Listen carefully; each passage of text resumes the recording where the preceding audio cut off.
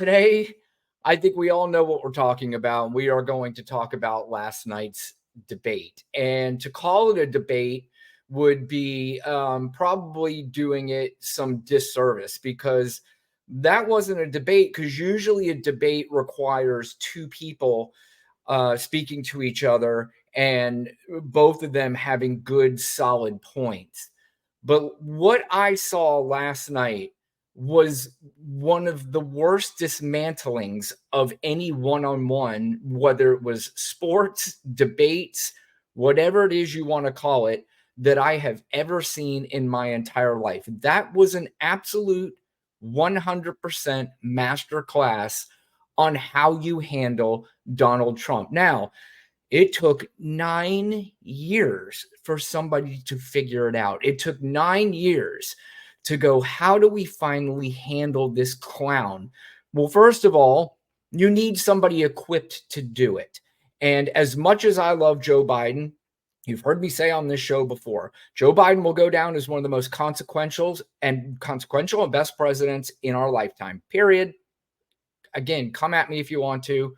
That is an absolute fact. And you're going to see as time goes on and history goes on that a lot of historians are going to agree with me. But as much as I love the man, he was far from equipped to take on Donald Trump at the time. Now, as I've said before, Donald Trump didn't win the debate.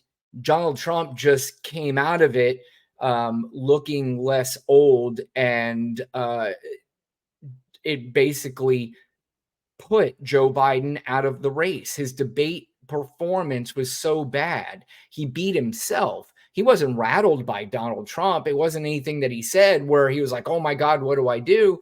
That just really comes more from he's just older. And he said it himself. I'm not a big debater anymore. This is not my thing. I can handle everything else. Debating's not my thing. So we all know what happened in that debate. Hillary Clinton was 100% equipped to debate Donald Trump, but the problem back then is that she didn't know what she was running into. She was prepared 100% to debate policy, but as we know, Donald Trump has zero policy. He didn't have policy when he first ran. He didn't have policy the second time, and clearly last night he had no policy the third time.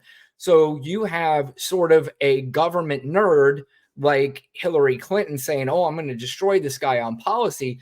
This guy was battling her with other stuff that she may not have been prepared for. So at the end of the day, she won all the debates against Donald Trump, because what are debates about? They are about getting your policy out there, and they're about resonating with the American people. Some could argue that Donald Trump resonated with the American people more than Hillary Clinton did, and that's why he won the election. But if you're breaking it down just based on what a debate is supposed to be about, it's supposed to be about what are you going to do for me and how are you going to do it? And Hillary was clearly better able to express herself in that respect, but certainly did not catch the ear of people who may be looking for something new. But this time, we had 9 years of Donald Trump. He's old now. And when I say old, I mean his act is old. He's physically old. He's not all there. I mean, he's really never been all there, but when you add his age into it, the guy's gone. I mean, he's just absolutely gone. And I mean, I'd have to imagine at some point that Kamala Harris was kind of like, oh, this is actually almost not fair. I mean, I shouldn't be doing this. This is like beating up on a child. But it was literally a masterclass and one of the best performances. And quite frankly, they call it the best performance. I sound like Donald Trump by saying they call it. I've heard pundits call it the greatest debate performance of all time.